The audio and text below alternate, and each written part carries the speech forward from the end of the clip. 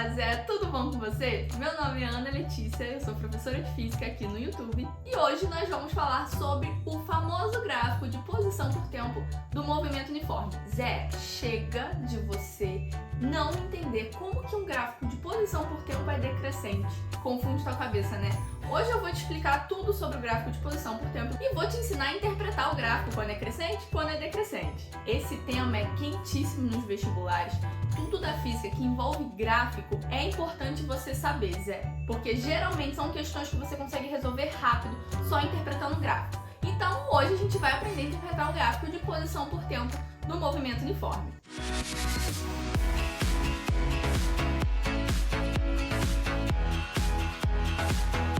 Antes da gente começar a aula de hoje, eu tenho que te pedir, se inscreve aqui no canal se você ainda não se inscreveu. Toda semana tem vídeo de física aqui que eu tenho certeza que você pode aprender um pouquinho mais de física que vai te ajudar na hora da sua aprovação do vestibular. Além disso, eu também tô nas redes sociais. Tu já me segue lá no Instagram?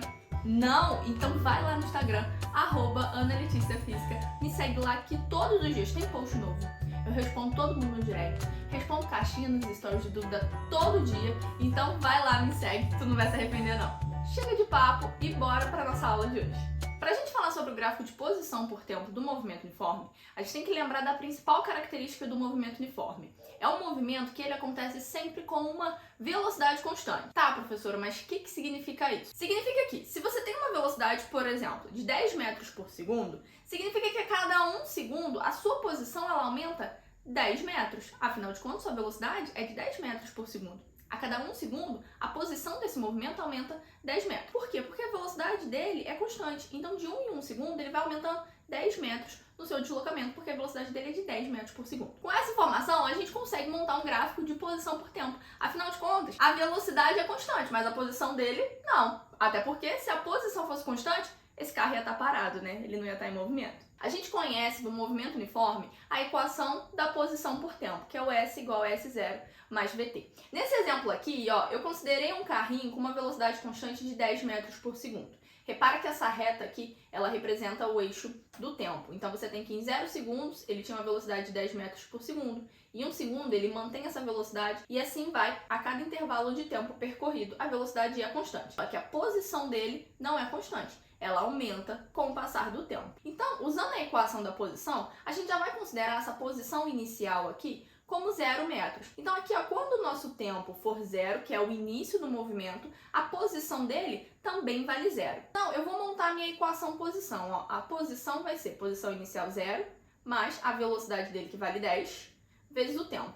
Com essa equação aqui, eu consigo descobrir quais são as outras posições desse movimento. Então, olha só, eu vou fazer aqui, ó, a posição 1. Eu vou ficar com 0 mais 10 vezes o tempo de 1 segundo. Vamos ver quanto vale essa posição.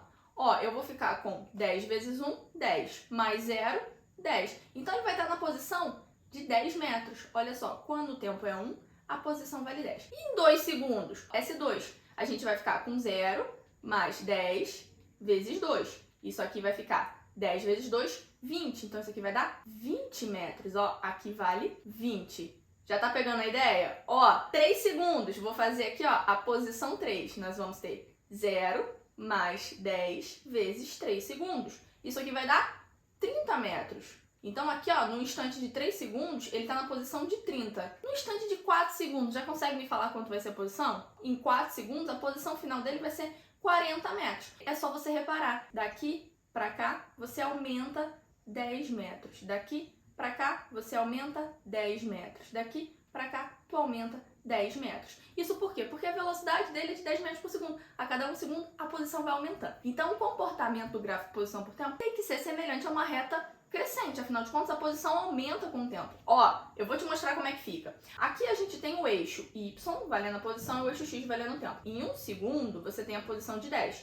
Então, olha só, 1, 10. No tempo de 2, ó, 2 segundos, você tem a posição de 20. Então, você sobe aqui, ó, 20, você encontra aqui um tempo de 2. No 3 segundos, você tá no 30. Então, ó, aqui vai bater o 30. Em 4 segundos, tá lá na posição de 40. Se a gente for ligar todos esses pontos, ó, isso aqui é uma reta crescente. Onde essa reta aqui é descrita pela equação S igual a S0 mais VT, onde no nosso caso, o nosso S0 vale 0, posição inicial, e nossa velocidade vale 10. Então aqui eu posso escrever S igual S0 vale 0, então não vou escrever, e a velocidade vale 10 vezes o tempo. Observa comigo que o sinal da velocidade é positivo, né? Então é por isso que a sua reta ela é crescente. Toda vez que você tiver velocidade positiva, a tua reta ela vai ser crescente da posição por tempo. Mas não significa que só vai existir esse caso. A gente tem também o caso com a velocidade negativa. Você já deve ter visto um gráfico de posição por tempo decrescente. Isso acontece quando a velocidade é negativa. Quando a gente tem velocidade negativa,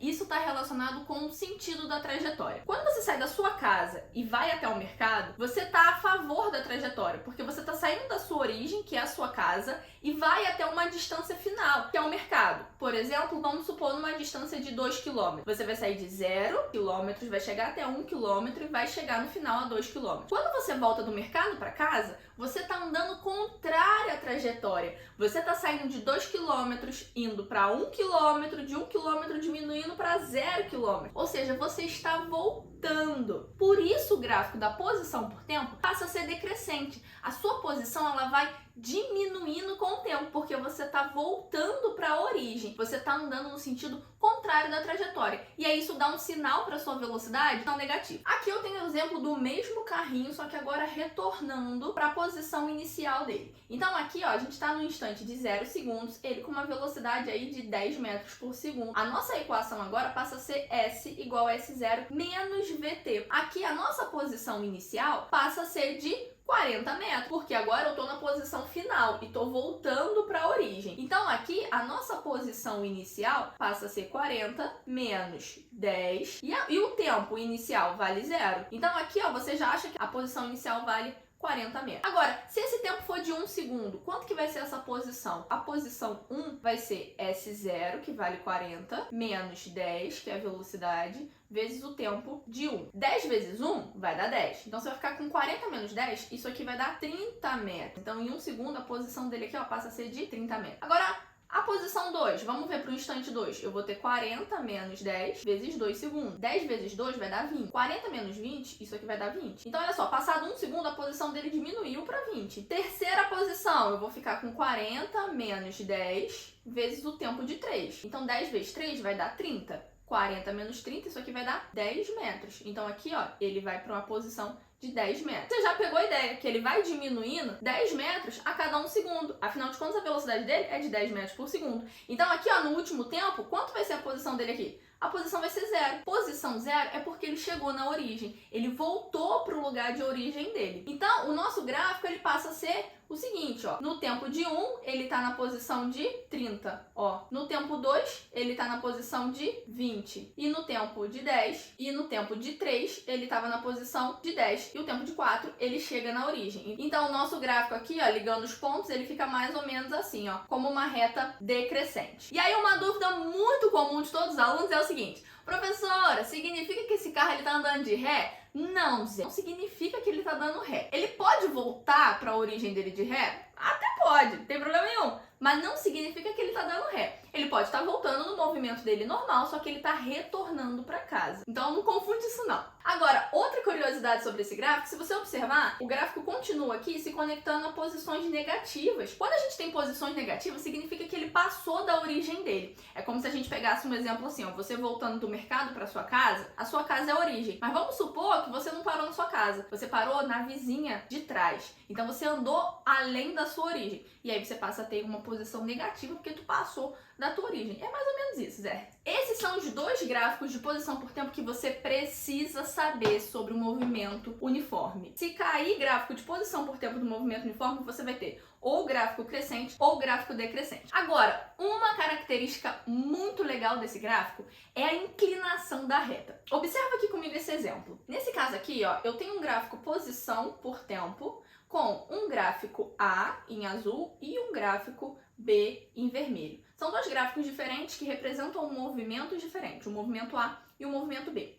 Observa comigo que o movimento A, ele alcança a distância final de 40 metros em 2 segundos, enquanto que o movimento B alcança a posição de 40 metros em 4 segundos. Você concorda comigo que o movimento A, ele chegou numa posição final primeiro do que o B? Ou seja, o A, ele foi mais rápido do que o B. Eles começaram o movimento juntos, afinal de contas o gráfico começa aqui, ó, do zero, mas o A chegou na posição final primeiro do que o B. Concorda comigo que a velocidade do movimento A tem que ser maior que a velocidade do movimento B? Porque ele chegou na posição final mais rápido. Ele correu muito. Ele correu, saiu disparado na frente, chegou na posição final primeiro do que o B. Ou seja, a velocidade do movimento A é maior que a velocidade do movimento B. Como é que você sabe isso? Porque ele chegou na posição final primeiro. Só que tem uma outra característica aqui que te ajuda muito a interpretar esse gráfico e a se safar de algumas questões de física que parecem muito difíceis. Olha só, o gráfico B, ele tem essa inclinação de reta aqui, ó, que a gente pode chamar de alfa. Uma inclinação alfa, não me importa qual é o valor dessa inclinação. Agora, se você olha para esse ângulo aqui, ó, essa inclinação do gráfico A, você observa que o ângulo beta é muito maior do que o ângulo alfa.